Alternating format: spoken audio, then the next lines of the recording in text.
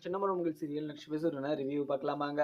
இங்க மோகனாவும் அப்பத்தாவும் இந்த சாபுத்திரி இப்படி ஒரு காரியத்தை பண்ணிட்டு போயிட்டாலே அப்படின்னு சொல்லிட்டு இங்க அப்பத்தாவுமே மோகனா கிட்ட சொல்லவும், உடனே மோகனாவும் சாபுத்திரியும் தாமரையும் இப்படி ஒரு காரியத்தை பண்ணி வைப்பாங்கன்னு சொல்லிட்டு நானுமே நினைச்சு கூட பார்க்கல. ஆனா இந்த ஒரு விஷயத்தினால எல்லாருக்குமே ரொம்பவே அசிங்கமாக ஆயிடுச்சு. அதுவும் இல்லாம இங்க அவருக்கே இப்படி ஒரு அவமானமா தேடி கொடுத்துட்டு போயிட்டாங்களே. அதுவும் இல்லாம முன்னாடியே இந்த மாதிரி ஒரு விஷயத்த சொல்லிட்டு இருந்தாங்கன்னா அப்பவே எல்லார்கிட்டயுமே சொல்லி இந்த கல்யாணத்துமே நிப்பாட்டிருக்கலாம். அதே மாதிரி தாமரைக்கு புடிச்ச மாப்பிள்ளையவே கல்யாணம் பண்ணியிருக்கலாம். ஆனா இப்படி போய் ஏமாந்து நிப்பாங்க அப்படின்னு சொல்லிட்டு நான் எக்ஸ்பெக்டே பண்ணல அப்படின்னு சொல்லிட்டு இங்க மோகனாவும் நின்றுகிட்டு இருக்க. உடனே அப்பத்தாவும் அந்த சிரிக்கி மகளுங்க இப்படி ஒரு காரியத்தை பண்ணுவாங்க அப்படின்னு சொல்லிட்டு நானுமே நினைச்சு பார்க்கல. ஆனா அவன் பணக்காரன்னு சொல்லிட்டு அவன் டிராமா பண்ணாங்க பாரு. அந்த டிராமாவை நம்பி இப்படி ஏமாறுவாங்கன்னு சொல்லிட்டு நான் எப்படி இதை சகிச்சுக்கிறதுன்னு சொல்லிட்டு எனக்கு கொஞ்சம் கூட புரியல. அதுவும் இல்லாம அங்க ராஜாங்கம் மனசுல அவங்க மேல பயங்கர கோவமா இருக்காங்க. அதுவும் இல்லாம மறுபடியும் இந்த வீட்டுக்குள்ளேயே அவங்க காலடி எடுத்து வைக்க முடியாது. அவங்க எப்படி ஆனா தொலைஞ்சு போட்டோம். அங்க அவன் காமேஷ் பிச்சையை கல்யாணம் பண்ணாங்கல்ல, அவங்களும் சேர்ந்து பிச்சை எடுத்துக்கிட்டு இருக்கோம் அப்படின்னு சொல்லிட்டு இங்க அப்பத்தாவும் மோகனா கிட்ட சொல்லிட்டுறாங்க. அதுக்கப்புறம் இங்க ராஜாங்கத்துக்கும் மோகனாக்கும் 2 பேருக்கும் இந்த மாதிரி ஒரு விஷயத்துல ரொம்பவே கஷ்டமா தான் இருக்கு. அதுவும் இல்லாம இந்த ஒரு விஷயத்த மறுபடியும் யாரும் இந்த வீட்ல பேசக்கூடாது அப்படின்னு சொல்லிட்டு ராஜாங்கமும் சொல்லிட்டு போயிடுறாரு. அதுக்கப்புறம் இங்க அப்பத்தாவும் ராஜாங்கமும் தமிழ்ச்செல்வியும் இவங்க 3 பேருக்கும் சேர்ந்து இங்க ஒரே கனவா வருது. அதுவும் இல்லாம தமிழ்ச்செல்விய இந்த வீட்டை விட்டு துரத்துற மாதிரி கனவு காண்றாங்க. அந்த விஷயத்த நினைச்சு இங்க 3 பேருமே வருத்தப்பட்டுக்கிட்டு தான் இருக்காங்க. அதுக்கப்புறம் இங்க ராஜாங்கமும் இதை யோசிச்சு பார்த்து நம்ம இந்த தமிழ்ச்செல்வி விஷயத்த நம்ம அப்பத்தா கிட்ட சொல்லி ஆகணும். ஏன்னா இந்த விஷயம் மறுபடியும் வருது. ஆனா இந்த விஷயத்த பத்தி நம்ம ஒரு சாமியார் கிட்ட நம்ம கேட்டு விசாரிக்கணும் அப்படின்னு சொல்லிட்டு இங்க ராஜாங்கமும் அப்பத்தா கிட்ட போயிட்டு ஆத்தா இங்க எனக்கு அடிக்கடிக்கு ஒரு கனவு வருது. அதே மாதிரி இந்த கனவை சொன்னா நீங்க எதுவுமே பதட்டப்படாதீங்க. நம்ம இதுக்கு ஒரு பரிகாரத்தை நம்ம தேடுவோம். ஏன்னாங்க எனக்கு இது மாதிரி ஒரு கனவு வந்தது. எனக்கு மனசுல உறுத்திக்கிட்டே இருக்கு. இது மாதிரி எனக்கு கனவு எப்பவுமே வந்ததே கிடையாது. ஆனா மறுபடியும் இங்க இந்த இதே ஒரு கனவை தான் வந்துகிட்டு இருக்கு. இங்க தமிழ்ச்செல்விய எங்க நானு சேது எல்லாருமே சேர்ந்து இந்த வீட்டை விட்டு துரத்துற மாதிரி எனக்கு கனவு வந்துகிட்டே இருக்கு அப்பத்தா அப்படின்னு சொல்லிட்டு இங்க ராஜாங்கம் வந்து அப்பத்தா கிட்ட சொல்லிடுறாங்க. உடனே இங்க அப்பத்தாவும் இதை கேட்டுட்டு என்ன சொல்ற ராஜாங்கம், எனக்குமே இதே கனவு தான் வருது. இந்த விஷயத்த நான் உங்ககிட்ட சொல்லலாமா வேணாம்னு சொல்லிட்டு யோசிச்சுட்டு இருந்தேன். ஆனா நீயே வந்து இப்படி சொல்ற போது எனக்கே மனசு ரொம்பவே கஷ்டமா தான் இருக்கு. தமிழ்ச்செல்வியை எதுக்காக நம்ம வீட்டை விட்டு துரத்த போறோம்? இப்படி வர்றது எனக்கு ரொம்பவே மாதிரியா இருக்கு ராஜாங்கம். எனக்கு தெரிஞ்ச ஒரு சாமியார் இருக்காரு. அந்த சாமியார் கிட்ட போயிட்டு நம்ம இதுக்கான பரிகாரம் நம்ம பண்ணிட்டோம்னா தமிழ்ச்செல்வி இந்த வீட்டிலேயே சந்தோஷமா இருப்பானா. ஏன்னா எவ்வளோ நாள் கழிச்சு இப்பதான் சேதுவும் தமிழ்ச்செல்வியும் ஒன்று சேர்ந்திருக்காங்க. அவங்க 2 பேரும் சேர்ந்து சந்தோஷமா இருக்காங்க. ஆனா இந்த மாதிரி டைம்ல எனக்கு இப்படி ஒரு உனக்கும் எனக்கும் இது மாதிரி ஒரு கனவு வருது அப்படின்னு சொல்லிட்டு இந்த வீட்டில் இருக்கவங்க எல்லார்கிட்டயுமே சொன்னா எல்லாருமே ரொம்பவே பயந்துடுவாங்க. அதே மாதிரி ஒரு வேண்டுதல் இருக்கு. ஒரு சாமியாரை மீட் பண்ணி நம்ம அந்த வேண்டுதலை நிறைவேற்றணும் அப்படின்னு சொல்லிட்டு இந்த வீட்டில் இருக்கவங்க எல்லாருமே நம்ம அங்க கூட்டிட்டு போயிடணும் அப்படின்ற மாதிரி தான் இங்க அப்பத்தாவும் ராஜாங்கத்துக்கிட்ட சொல்லிடுறாங்க. ராஜாங்கமும் இதை கேட்டு சரிங்க அப்பத்தா, நம்ம இதே மாதிரி பண்ணிடலாம். ஆனா இப்படி ஒரு கனவு வர்றது எனக்கு ரொம்பவே கஷ்டமாவும் இருக்கு. அதே மாதிரி தமிழ்ச்செல்வி ரொம்பவே நல்ல மனசு கொண்டவ. அவளை இந்த வீட்டை விட்டு நான் துரத்துறதா அப்படியேப்பட்ட தப்பு இங்க தமிழ்ச்செல்வி என்ன பண்ண போறான்னு எனக்கு கொஞ்சம் கூட புரியல. அதே மாதிரி நம்ம நீங்க சொன்ன மாதிரி அந்த ஒரு சாமியாரை நம்ம போய் மீட் பண்ணி இதுக்கான பரிகாரத்தை நம்ம பண்ணி முடிச்சிட வேண்டியதுதான் அப்படின்னு சொல்லிட்டு ராஜாங்கமும் அங்க இருந்து கிளம்பிடுறாங்க. அதுக்கப்புறம் இங்க அப்பத்தாவும் வீட்டில் இருக்கவங்க எல்லாருமே பார்த்தீங்கன்னா மோகனாவை கூப்பிட சொல்றாங்க. எல்லாருமே வந்துடுறாங்க. இங்க ஈஸ்வரி, சித்ரா, தமிழ்ச்செல்வி, சேது, தனம், மலர்ன்னு சொல்லிட்டு இவங்க எல்லாருமே வந்துடுறாங்க. அதுக்கப்புறம் இங்க அப்பத்தாவுமே இந்த விஷயத்த சொல்றாங்க. உடனே சொல்றத எல்லாருமே கேட்டுக்கோங்க. அதே மாதிரி இங்க சாவித்திரி, தாமரை இப்படி ஒரு விஷயத்த பண்ணது எல்லாருக்குமே கஷ்டமா தான் இருக்கு. அதே மாதிரி அந்த விஷயத்தெல்லாம் விட்டு தள்ளுங்க. அவங்க எப்படி அவனா போய் போட்டோம் அப்படின்னு சொல்லிட்டு இங்க அப்பத்தாவும் இந்த ஒரு அந்த கோயிலுக்கு போற விஷயமா சொல்றாங்க. உடனே இங்க ராஜாங்கக்கும் எனக்கும் ஒரு வேண்டுதல் இருந்துச்சு. அதே மாதிரி ஒரு பூசாரிய மீட் பண்ணி நம்ப அவங்க கிட்ட அவங்க சொல்ற ஒரு வேண்டுதலை நம்ம நிறைவேத்தணும். அது இப்ப நிறைவேத்துற ஒரு டைம் கிடைச்சிருக்கு அப்படிங்கிற மாதிரியுமே இவங்க அப்பத்தாவுமே சேது, தமிழ்ச்செல்வி, தனம், மலரு, மோகனான்னு சொல்லிட்டு இவங்க எல்லார்கிட்டயுமே சொல்லிடுறாங்க. இதெல்லாம் கேட்டுட்டு இங்க சேதுவுமே அப்பத்தா எதுக்காக இப்ப திடீர்னு இது மாதிரி ஒரு முடிவு அப்பத்தா அப்படின்னு சொல்லிட்டு இவங்க சேதுவுமே கேட்கிறாங்க. அதுக்கப்புறம் என்ன இங்க அப்பத்தாவும் சேது அதெல்லாம் இல்லடா, நான் அங்க அந்த கோயிலுக்கு அடிக்கடிக்கு போவேன். அந்த கோயில்ல நான் இந்த ஒரு விஷயம் நடந்தா நான் இப்படி ஒரு காரியம் பண்றேன் அப்படின்ற மாதிரியுமே நான் வேண்டிக்கிட்டேன். அந்த ஒரு விஷயத்த பண்ணணும்னு சொல்லிட்டு எனக்கு இப்ப தோணுது. அதனால நம்ம பண்றோம். அதே மாரி நாளைக்கு போறதுக்கு நீங்க எல்லாம் ரெடியா இருங்க. அதே மாரி தமிழ்ச்செல்விய கூட அங்க காலேஜ விட்டு லீவ் போட சொல்லுங்க. ஏன்னா நாளைக்கு தமிழ்ச்செல்வியுமே வரணும். இந்த வீட்ல இருக்கவங்க எல்லாருமே நம்ப கோயிலுக்கு நாளைக்கு போறோம் அப்படின்னு சொல்லிட்டு எங்க அப்பத்தாவுமே சொல்லிடுறாங்க. அதுக்கப்புறம் இதெல்லாம் கேட்ட இங்க தமிழ்ச்செல்வி, சேதுன்னு சொல்லிட்டு இவங்க எல்லாருமே ஓகேவும் சொல்லிடுறாங்க.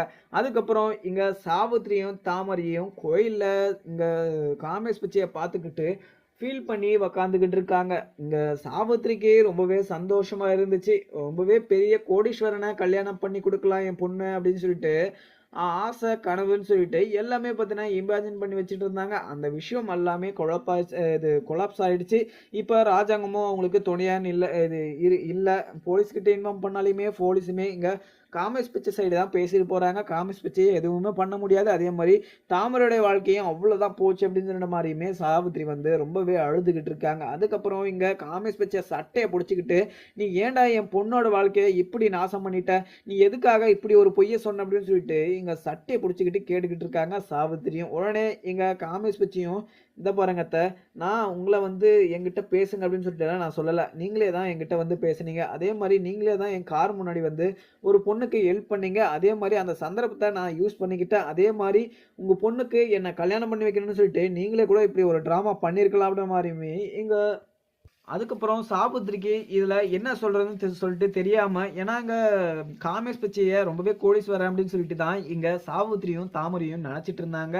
ஆனா கடைசியில இப்படி ஒரு நிலைமைக்கு வந்து உக்காரும் அப்படின்னு சொல்லிட்டு இங்க தாமரையும் சாவித்திரியும் எக்ஸ்பெக்டே பண்ணியிருக்க மாட்டாங்க. இப்ப வந்து காமேஷ் பிச்சை கூட சேர்ந்துக்கிட்டு 3 பேரும் அங்க இது கோயில் வாசல்ல பிச்சை தான் எடுத்துக்கிட்டு இருக்கணும். அதே மாதிரி இங்க அப்பத்தா, மோகனா, ராஜாங்கம், சேது, தமிழ்ச்செல்வி, மலரு, இவங்க எல்லாருமே சேர்ந்து இவங்கள இந்த கோயிலே விட்டுட்டு போயிட்டாங்க. அதே மாதிரி மறுபடியும் அந்த ராஜாங்கம் வீட்டுக்கு போக முடியாது. அண்ணன் என்ன அந்த வீட்டுல கூட சேர்க்க மாட்டாங்க. அந்த வீட்டுக்கு போனா துப்பாக்கி எடுத்து என்ன அங்கேயே சுட்டு தள்ளிடுவார் அப்படின்னு சொல்லிட்டு இங்க சாவித்திரியும் கோயில் வாசல்லே உக்காந்துக்கிட்டு இருக்காங்க. அதுக்கப்புறம் அவங்க சாவித்திரிக்கும் தாமரைக்கும் ரொம்பவே பசிக்குது அப்படிங்கிற மாதிரி தான் உக்காந்துக்கிட்டு இருக்காங்க.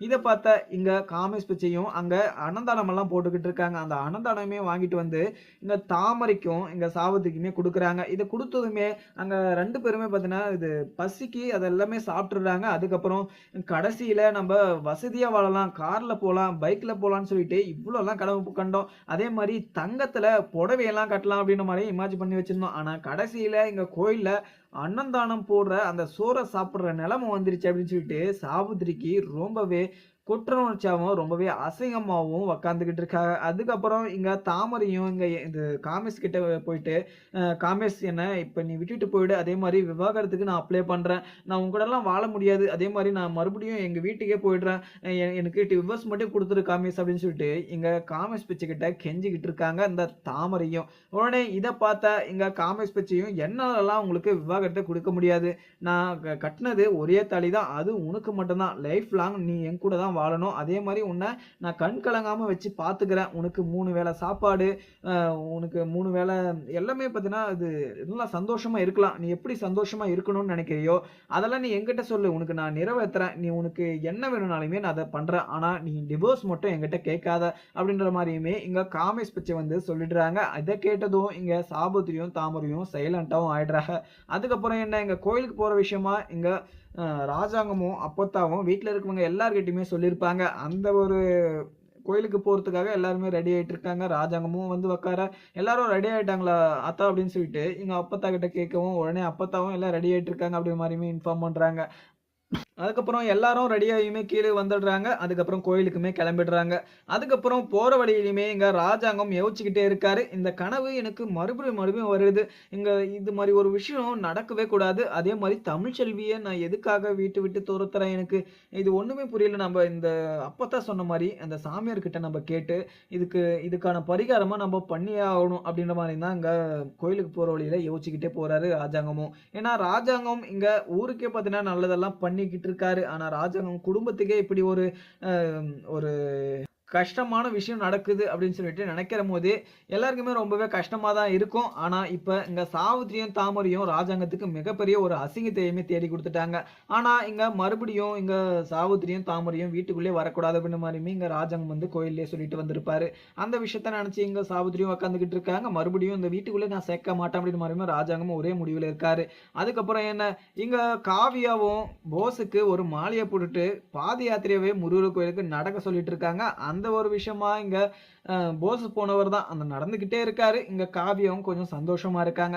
ஏன்னா, காவியா வந்து போஸ திருத்தி அவங்க கூட சேர்ந்து சந்தோஷமா வாழணும் அப்படிங்கிற மாரி தான் நெனச்சுக்கிட்டு இருக்காங்க காவியா. ஆனா, கடைசி வரைக்கும் இங்க போஸ் வந்து திருந்தவே போறதில்ல. ஏன்னா, இங்க காவியா வந்து நெறைய விஷயத்த பண்ணிட்டாங்க. அவங்க அப்பா வேலை செய்ற அந்த செங்கல் சூளையிலயுமே போய் விட்டு பார்த்தாங்க இங்க போஸ். அங்க போயுமே நெறைய விஷயம் கெட்ட விஷயமெல்லாம் பண்ணிட்டு, எங்க போஸ் வந்து கையும் களவுமா மாட்டிக்கிட்டாரு. அதுக்கப்புறம் மாலைய போட்டு இப்ப அனுப்பிச்சு விட்டுருக்காங்க. இப்பயாவது திருந்துவாங்களா அப்படின்ற மாரியும் தான் ஒரு எக்ஸ்பெக்ட் பண்ணிக்கிட்டு இருக்காங்க.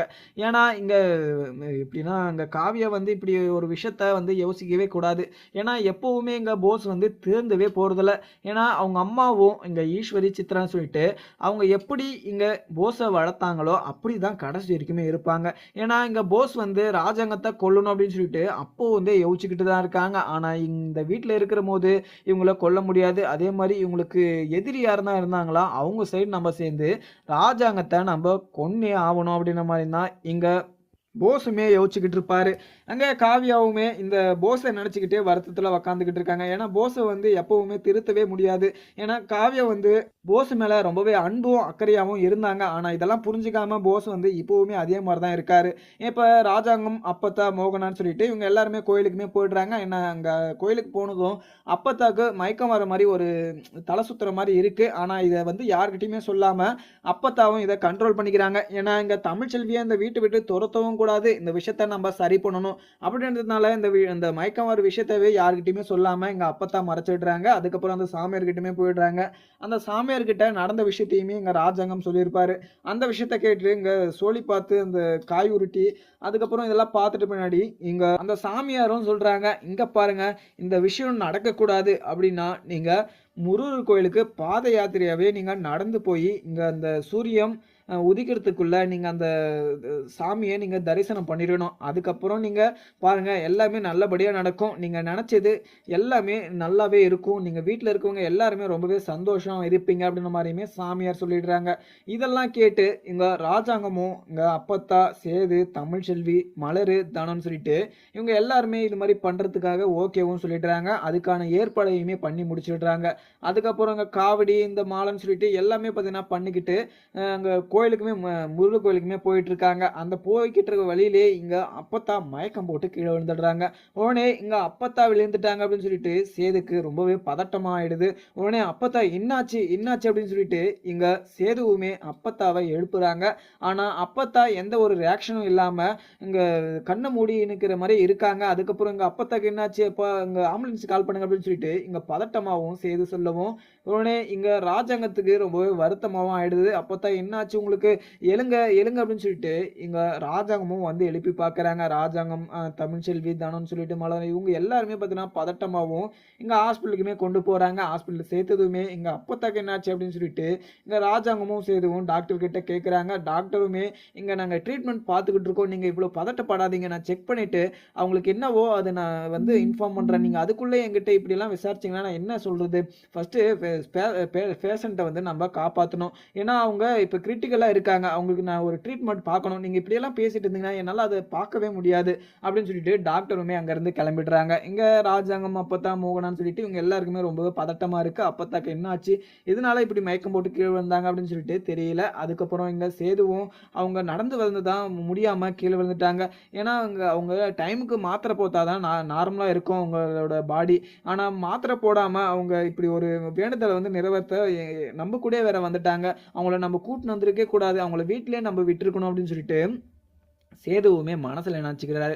அதுக்கப்புறம் எங்க அப்பத்தாவுமே கண் விழிச்சிடுறாங்க. டாக்டரும் இத பார்த்துட்டு உடனே வெளியவும் வராங்க. உடனே டாக்டர் வந்ததும் இங்க ராஜாங்கம், தமிழ்ச்செல்வின்னு சொல்லிட்டு டாக்டர் கிட்ட போய் கேட்கவும், உடனே டாக்டர் அ நார்மலா தான் இருக்காங்க. இதுக்கு மேல அவங்க 1 ஹவர் இங்க ரெஸ்ட் எடுக்கணும். நீங்க யாருமே போய் அவங்கள டிஸ்டர்ப் பண்ணாதீங்க. ஏன்னா அவங்க ரெஸ்ட் எடுத்தா தான் அவங்களுக்கு இப்போ கொஞ்சம் நார்மலா இருக்கும். ஏன்னா அவங்களுக்கு ரொம்பவே பார்த்தீங்கன்னா, இது ஃப்ரெஷரா வந்து அவங்க யோசிக்கிறாங்க போல. அவங்க மைண்ட் வந்து ஒரு நிலை இல்ல. ஏன்னா அவங்க ஏதோ மைண்ட்ல யோசிச்சுக்கிட்டே இருக்காங்க. அதனால தான் இப்படி ஒரு மயக்கம் வந்திருக்கு. அது இல்லாம அவங்க சாப்பிடாம இருந்ததுனால தான் இப்படி ஒரு மயக்கம் வந்து கீழ விழுந்திருக்காங்க. மறுபடியும் அவங்கள இப்படியெல்லாம் விடாதீங்க. அவங்க கரெக்டான டைமுக்கு அவங்க சாப்பிடணும். அவங்க இருக்கிற கண்டிஷனுக்கு அவங்க நல்லபடியா சாப்ட்டு, மாத்திரை போட்டா மட்டும் தான் நல்லா நார்மலா இருப்பாங்க. அதுவும் இல்லாம அவங்க நெறைய யோசிச்சுக்கிட்டு இருந்தா இது மாரி தான் மறுபடியும் ஆவும். நீங்க நல்லா பார்த்துக்கோங்க அப்படின்னு சொல்லிட்டு, இங்க டாக்டர்ன்னு சொல்லிட்டு அங்கருந்து கிளம்பிடுறாங்க.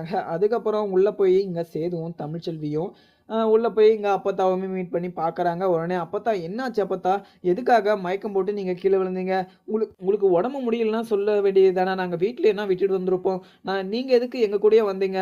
நான் அப்பவே சொன்னேன் இல்லைங்களா, நீங்க வீட்லயே இருங்க அப்படின்னு சொல்லிட்டு. நீங்க தான் கேட்காம எங்க கூடயே வந்துட்டீங்க. இப்ப பாருங்க நீங்க மயக்கம் போட்டு கீழ விழுந்து அந்த ஒரு பரிகாரமும் முடிஞ்சிருச்சு. இப்ப நீங்க ஹாஸ்பிட்டல்ல இருக்கீங்க." அப்படின்னு சொல்லிட்டு எங்க சேதுவும் சொல்றாங்க. இத கேட்டதும் இங்க அப்பத்தாக்கும், "நீங்க இந்த வேண்டுதல நிறைவேத்தலையா? இந்த வேண்டுதல இந்த சூரியன் உதிக்கிறதுக்குள்ள நம்ம இந்த வேண்டுதல முடிச்சாகணும். அது முடிச்சா மட்டும் தான் நம்ம வீட்ல எந்த ஒரு கெட்ட காரியம் நடக்காது." அப்படின்னு சொல்லிட்டு எங்க அப்பத்தா அந்த விஷயத்த நெனச்சு குழப்பம் படுறாங்க. உடனே சேதுவும், "அப்பத்தா நீங்க அதெல்லாம் எதுக்கு அப்பத்தா யோசிச்சுக்கிட்டு இருக்கீங்க? அதெல்லாம் யோசிக்காதீங்க. அது எல்லாமே சரியாயிடும். அதெல்லாம் பார்த்துக்கலாம் நீங்க. அதெல்லாம் எதுவுமே நடக்காது. நம்ப வீட்ல எல்லாருமே நல்லா தான் இருப்பாங்க. நீங்க அதெல்லாம் எதுவுமே யோசிச்சுக்கிட்டு இருக்காதீங்க." அப்படின்னு சொல்லிட்டு இங்க சேதுவும், தமிழ்ச்செல்வியும் அப்பத்தா கிட்ட சொல்லிடுறாங்க. அப்பத்தாக்கு அப்பதான் கொஞ்சம் ஆறுதலாவும் இருக்கு. அதுக்கப்புறம் இங்க தமிழ்ச்செல்வியும், இங்க சேதுவும் 2 பேரும் வெளியவும் வந்துடுறாங்க. இத பார்த்ததும் இங்க சேது, "என்னாச்சு? அப்பா ஆத்தா நல்லா இருக்காங்களா? எந்த ஒரு பிரச்சனையும் இல்லையா?" அப்படின்னு சொல்லிட்டு இங்க சேது கிட்டயுமே ராஜாங்கம் கேட்கவும், உடனே ராஜாங்கம் கேட்டதும் இங்க சேதுவும், "அப்பா எதுவுமே இல்ல. அப்பத்தா வந்து ஏதோ யோசிச்சுக்கிட்டே இருக்காங்க போல. இந்த பரிகாரத்த பண்ணி முடிக்கலையா?" அப்படின்னு சொல்லிட்டு உள்ள போனதுமே என்ன கேட்குறாங்க. அந்த விஷயமா அவங்க யோசிச்சு யோசிச்சு தான் இது மாரி ஆயிடுச்சு போல. அவங்க என்னதான் யோசிச்சுக்கிட்டு இருக்காங்கன்னு சொல்லிட்டு எனக்கு தெரியலப்பா. நீங்க போய் பேசுறதெல்லாம் பேசுங்க அப்படின்னு சொல்லிட்டு சேதுவுமே உள்ள அனுப்பிச்சு விட்டுர்றாங்க. அதுக்கப்புறம் இங்க சாபுத்திரியும், தாமரையும் 2 பேரும் இங்க காமேஷ் பிச்சைய நம்ம விட்டு நம்ம இவ்வளோ சீக்கிரம் அது வெளிய போறோமோ, அவ்வளோ சீக்கிரம் நல்லது. ஏன்னா இவன் கூட இருந்துகிட்டு நம்மளால பொழப்பு ஓட்ட முடியாது. அதே மாரி இந்த பிரச்சனைக்கு பின்னாடி யாரோ இருக்காங்க. அது மட்டும் எனக்கு நல்லாவே தெரியுது. ஏன்னா இந்த காமேஷ் பிச்சை மட்டும் நம்ம லைஃப்ல வராம இருந்திருக்கவே கூடாது. அப்படின்னு சொல்லிட்டு நெனைக்கிற அளவுக்கு நம்மள காமேஷ் பிச்சைய பெரிய ஆளு, நம்ம வசதியான ஆளு இந்த உலகத்திலேயே அவன் தான் பணக்காரன் அப்படின்னு மாரி நம்மளுக்கு தெரிவிச்சது யாரு அப்படின்னு சொல்லிட்டு அவங்க நல்லா யோசிக்கிறாங்க. கடைசியில இங்க ஈஸ்வரியும், சித்ராவும் ஞாபகம் வருது. நம்ம வீட்டுக்கு அந்த காமேஷ் பிச்சையோட புக்கு எப்படி வந்துச்சு? அந்த புக்கு வந்தது சம்திங் ராங்கா இருக்கே. இங்க இந்த விஷயத்த எங்க காமேஷ் பிச்சைய உன்ன கல்யாணம் பண்ண வச்சது இங்க ஈஸ்வரியா இருக்குமோ அப்படின்னு சொல்லிட்டு எனக்கு சந்தேகமா இருக்கு. அதே மாரியுமே சாவித்திரி சொல்றாங்க. இத கேட்டதும் தாமரை, "அம்மா எனக்குமே ரொம்பவே சந்தேகமா இருக்கு. நம்மள பழி வாங்கணும்னு சொல்லிட்டு இவ்ளோ பெரிய பாதாள குழியில தள்ளி விடுவாங்க அப்படின்னு சொல்லிட்டு நான் நெனச்சு கூட பார்க்கலம்மா. இந்த விஷயத்த அவங்க தாம்மா பண்ணியிருப்பாங்க." அப்படின்னு சொல்லிட்டு இங்க தாமரையும் சொல்றாங்க. அதுக்கப்புறம் சாவித்திரியும், "நம்ம ஒரு பிளான் போடலாம். அதே மாரி காமேஷ் பிச்சைக்கிட்ட போயிட்டு நம்ப இது காமேஷ் கூட நீ சேர்ந்து வாழ்றதுக்கு சம்மதம்னு சொல்லு. அதுக்கப்புறம் நான் போட்டு வாங்கிக்கிட்டேன். ஏன்னா எங்க காமேஷ் பிச்சைய தூது விட்டது யாருன்னு நம்ம கண்டுபிடிக்கணும். அதே மாரி கண்டுபிடிச்சு நம்ம அந்த ஈஸ்வரிய சும்மாவே விடக்கூடாதுன்னு சொல்லிட்டு சாவித்திரியும் ஒரு பிளான் போட்டுட்டு இங்க காமேஷ் பிச்சைக்கிட்டயுமே போறாங்க. காமேஷ் பிச்சைக்கிட்ட போயிட்டு, "மாப்பிள நடந்தது நடந்து போச்சு. இதுக்கு மேல என்னோட பொண்ணு உங்க கூட தான் வாழ்ந்தாகணும். அதே மாரி நீங்க நல்லா வச்சு பார்த்துப்பீங்க அப்படின்னு சொல்லிட்டு எனக்கு நம்பிக்கை இருக்கு. ஆனா இந்த விஷயத்த உங்கள யார் பண்ண சொன்னது?" அப்படின்ற மாரியுமே சாவித்திரி கேட்குறாங்க. உடனே இங்க காமேஷ் பிச்சையும், "என்னத்த சொல்லிக்கிட்டு இருக்கீங்க? நீங்க சொல்றது எனக்கு கொஞ்சம் கூட புரியல. என்ன யாரு பண்ண சொல்லணும்? நான் யார் சொல்லியுமே பண்ணல. தாமரைய லோட்டஸ்ட்ட எனக்கு ரொம்பவே பிடிக்கும். அதனால தான் நான் அவள லவ் பண்ணி கல்யாணம் பண்ணணும்னு ஆசைப்பட்டேன். அதனால தான் நான் பணக்காரன்னு சொல்லிட்டு நான் விளம்பரப்படுத்தினேன். அதே மாரி நீங்க பார்க்குற மாரி அ எல்லாமே பார்த்தீங்கன்னா செட்டப் பண்ணேன் அப்படின்னு சொல்லிட்டு இங்க காமேஷ் பிச்சையும் சொல்லிட்டுறாரு. இங்க சாவித்திரியும், தாமரையும் உடனே நின்டுகிட்டு தாமரை வந்து காமேஷ் நான் உங்கள ரொம்பவே லவ் பண்றேன். அதே மாரி நீங்க உங்கள யார் இந்த மாரி ஒரு விஷயத்த பண்ண சொன்னதுன்னு சொன்னா மட்டும் தான் உங்க கூட நான் சேர்ந்து வாழுவேன். இல்லன்னா உங்க மேல சத்தியமா நான் உங்க கூட சேர்ந்து வாழ மாட்டேன் அப்படின்னு சொல்லிட்டு இங்க தாமரை சொல்லிடுறாங்க. இத கேட்டதும் இங்க காமேஷ் பிச்சையும் என்ன சொல்ற லோட்டஸ்? நான் உன்ன ரொம்பவே லவ் பண்றேன். அதனால நான் இந்த விஷயத்த உங்களுக்கு மட்டும் சொல்றேன். நீங்க யார்கிட்டயுமே சொல்லாதீங்க அப்படின்னு சொல்லிட்டு இங்க உங்களோட அத்தாச்சியோ இல்ல மதனியோ யார் அவங்க? அவங்கன்னு தெரியல. ஆனா ஈஸ்வரி, சித்ரா இவங்க 2 பேரும் தான் உங்க கண்ணுக்கு தெரியிற மாரி இப்படியெல்லாம் ஒரு விஷயத்த எனக்கு அரேஞ்ச் பண்ணி குடுத்தது. அதே மாரி உங்கள கல்யாணம் பண்ணிக்கிறியா? அப்படின்னு சொல்லிட்டு என்கிட்ட ஃபோட்டோ காமிச்சு கேட்டாங்க. உங்கள பார்த்ததும் எனக்கு ரொம்பவே புடிச்சிருச்சு. அதனால நான் இதுக்கு ஒத்துக்கிட்டேன். அதே மாரி எனக்கு ஒரு நாளைக்கு சாப்பாடுக்கு எல்லாமே அவங்க தான் குடுத்துட்டு இருந்தாங்க. அதே மாரி காரு, கார்ட்ஸ்ன்னு சொல்லிட்டு எல்லாமே அவங்க தான் எனக்கு அரேஞ்ச் பண்ணி குடுத்தாங்க. அதே மாரி அவங்க எல்லாமே பண்ணி குடுத்து, நீயுமே எனக்கு கிடைச்சிட்ட. அவங்களுமே போயிட்டாங்க. அவங்களும் சந்தோஷம், நானும் சந்தோஷம் அப்படின்னு சொல்லிட்டு, இங்க காமேஷ் பிச்சை வந்து சாவித்திரி கிட்டயும், தாமரை கிட்டயும் சொல்லிடுறாங்க. இதெல்லாம் கேட்ட சாவித்திரியும், தாமரையும் 2 பேரும் பார்த்தீங்கன்னா, ரொம்பவே பயங்கர கோவமாவும் நின்டுகிட்டு இருக்காங்க. இந்த மாரி ஒரு வேலைய இங்க ஈஸ்வரி தான் பண்ணியிருப்பான்னு சொல்லிட்டு எனக்கு முன்னாடியே தெரியும். ஆனா, இப்படி ஒரு விஷயத்த அவங்க பண்ணிட்டு போயிட்டாங்களே அப்படின்னு சொல்லிட்டு நெனைக்கிறம்போது, எனக்கு ரொம்பவே கஷ்டமா இருக்கு அப்படின்னு சொல்லிட்டு, எங்க சாவித்திரி வந்து புலம்பிக்கிட்டு இருக்காங்க. உடனே தாமரையும், "அம்மா அந்த சாபுத்திரியும், அது ஈஸ்வரியும், சித்ராவையும் நான் சும்மாவே விட மாட்டேம்மா. என்னோட வாழ்க்கையில அவங்க விளையாடிட்டாங்க. இதுக்கு மேலயுமே அவங்க நல்லாவே இருக்கக்கூடாது. அந்த சித்ராளுக்கு ஒரு பிச்சைக்காரனோட மோசமா க அவளுக்கு கல்யாணம் பண்ணி வைக்கணுமா? அவளுக்கு எப்படியாவது நான் இப்படி ஒரு கல்யாணத்த பண்ணி வச்சா தான் எனக்கு அவ மேல இருக்கிற கோவமும், ஆத்திரமும் தீரும் அப்படின்னு சொல்லிட்டு, இங்க தாமரையுமே சொல்லிடுறாங்க. அதுக்கப்புறம் தாமரை சொன்னதும் சாவித்திரி, "தாமரை நீ எதுக்குமே கவலைப்படாத. அவளோட வாழ்க்கை நாசமா ஆகணும். அதே மாரி ஈஸ்வரி சந்தோஷமா அந்த வீட்ல இருக்கக்கூடாது. என்னை எப்படி அந்த வீட்ட விட்டு தொரத்துனாங்களோ, அதே மாரி அந்த வீட்ல இருந்து அவங்கள நான் தொரத்தியே ஆகுவேன். அதுவரையும் நம்ம வெயிட் பண்ணி தான் ஆகணும். அந்த வீட்ல இருக்கவங்க எல்லாருமே நம்ம மேல கோவமா இருக்காங்க. அந்த வீட்லயுமே நம்ம போய் பண்ண முடியாது. அவங்களுக்கு ஒரு மிகப்பெரிய ஒரு கஷ்டத்த குடுக்கணும்னா, நம்ம வெயிட் பண்ணி தான் அவங்களுக்கு இப்படி ஒரு விஷயத்த பண்ணணும் அப்படின்னு சொல்லிட்டு சாவித்திரியும் சொல்லிடுறாங்க. எங்க அப்பத்தாவுமே நார்மல் ஆயிடுறாங்க. அதுக்கப்புறம் அப்பத்தாவ வீட்டுக்குமே கொண்டு வந்துடுறாங்க. அதுக்கப்புறம் இங்க ராஜாங்கம், அப்பத்தா, மோகனான்னு சொல்லிட்டு இங்க ராஜாங்கம் மோகனா கிட்ட இங்க அப்பத்தாவ பத்திரமா பார்த்துக்கோ. அதே மாரி கரெக்ட்டான டைமுக்கு சாப்பாடுமே எடுத்துட்டு போய் குடுக்கணும் அப்படின்ற மாரியுமே மோகனா கிட்ட சொல்லிடுறாங்க. எங்க மோகனாவும் இது கேட்டு சரிங்க நான் பார்த்துக்கிறேன். ஏன்னா அப்பத்தாக்கு நான் டைமுக்கு சாப்பிட சொல்றேன். ஆனா அப்பத்தாலாம் இதெல்லாம் கேட்காம உக்காந்துகிட்டே இருக்காங்க. சாப்பிடவும் மாட்றாங்க. அதே மாரி ஒரு நாள் இது சாப்பாடு எடுத்துட்டு போய் குடுத்தேன். ஆனா அத சாப்பிடாம 12 மணி, 1 மணிக்கு சாப்பிடுறாங்க. அதே மாரி காத்தால சாப்பிட்டா தானே அவங்க கொஞ்சம் எனர்ஜியாவும் நல்லா ஆரோக்கியமா இருப்பாங்க. அவங்களுக்கு எவ்வளோ சொன்னாலுமே அவங்க கேட்டுக்கவே மாட்றாங்க அப்படின்னு சொல்லிட்டு மோகனாக்கு கொஞ்சம் வருத்தமாவும் இருக்கு. அதுக்கப்புறம் என்ன, இங்க சேதுக்கு ரொம்பவே கஷ்டமா இருக்கு. ஏன்னா அப்பத்தா வந்து என்கிட்ட எவ்வளவோ பேசிட்டு இருந்தாங்க. ஏன்னா என்னையும் தமிழ்ச்செல்வியும் சேர்த்து வைக்கணும் அப்படின்னு சொல்லிட்டு அப்பத்தாக்கு மிகப்பெரிய ஆசை. அந்த ஆசைய நிறைவேத்தணும் அப்படின்னு சொல்லிட்டு இங்க அப்பத்தா யோசிச்சு யோசிச்சு இது மாரி ஒரு விஷயம் நடந்து போச்சு. இனிமே அப்பத்தாக்கு இப்படி ஒரு கஷ்டத்த நம்ம குடுக்கக்கூடாது. நானும் தமிழ்ச்செல்வியும் 2 பேரும் சேர்ந்து சந்தோஷமா வாழ்ந்து, இங்க அப்பத்தாக்கு மிகப்பெரிய ஒரு சந்தோஷத்த குடுக்கணும் அப்படின்ற மாரியுமே இங்க சேதுவுமே முடிவு பண்றாங்க. அதே மாரி தமிழ்ச்செல்வியும் உங்க சேது கூட சேர்ந்து வாழ்றதுக்கு மனப்பூர்வ சம்மதமுமே சொல்லல. ஏன்னா, எனக்கு உங்க கூட சேர்ந்து வாழணும் ஆசை தான். ஆனா கொஞ்ச நாள் போட்டும். ஏன்னா, உங்க கூட நான் சேர்ந்து உடனே வாழ்றதுக்கு எனக்கு மனசுல இடம் குடுக்கல. அதே மாரி நீங்க சொன்ன வார்த்தை என் மனசுக்குள்ளயே தான் இருக்கு. அதெல்லாம் ஆறதுக்கு கொஞ்சம் டைம் ஆகும். அதே மாரி இந்த டைம் மட்டும் எனக்கு குடுத்தீங்கன்னா, ரொம்ப நல்லாருக்கும் அப்படின்ற மாரியுமே தமிழ்ச்செல்வி சொல்லியிருப்பாங்க. அதனால எங்க ரா சேதுவுமே கொஞ்சம் வெயிட் பண்ணிக்கிட்டு இருக்காங்க. ராஜாங்கமும் அப்பத்தாக்கு இப்படி ஆயிடுச்சு அப்படின்னு சொல்லிட்டு வருத்தமா வீட்டுல உக்காந்துகிட்டு இருக்க. அதுக்கப்புறம் இன்னொரு பிரச்சனை இந்த சைடு பார்த்தா, இங்க சாவித்திரியும், தாமரையும் இப்படி ஒரு வேலைய பண்ணிட்டு, இங்க ராஜாங்கத்துக்கு இவ்வளோ பெரிய அசிங்கத்தையுமே குடுத்துட்டு போயிட்டாங்க. இங்க பார்த்தா எங்க அப்பத்தாக்கு இப்படி ஒரு நிலைமை. அதுக்கப்புறம் எனக்கு கனவுல வேற இங்க தமிழ்ச்செல்விய வீட்ட விட்டு துரத்துற மாரிலாம் கனவு வருது. இதெல்லாம் யோசிச்சுக்கிட்டு நான் என்ன பண்றேன்னு சொல்லிட்டு எனக்கு ஒண்ணுமே புரியாம நான் உக்காந்துகிட்டு இருக்கேன் அப்படின்ற மாரி தான் உக்காந்துகிட்டு இருக்காங்க. இந்த பிரச்சனைய நம்ம சால்வ் பண்ணணும். அதே மாரி இங்க தமிழ்ச்செல்விக்கு இப்படி ஒரு இது சம்பவம் நடக்கக்கூடாது. அதே மாதிரி தமிழ்ச்செல்விய நானும், சேதுவும் சரி இந்த வீட்ட விட்டு துரத்தக்கூடாது. எவ்வளோ பெரிய கஷ்டம் வந்தாலும் சரி, எவ்வளோ பெரிய விஷயம் வந்தாலும் சரி, நம்ம தமிழ்ச்செல்விய இந்த வீட்ட விட்டு துரத்தக்கூடாது.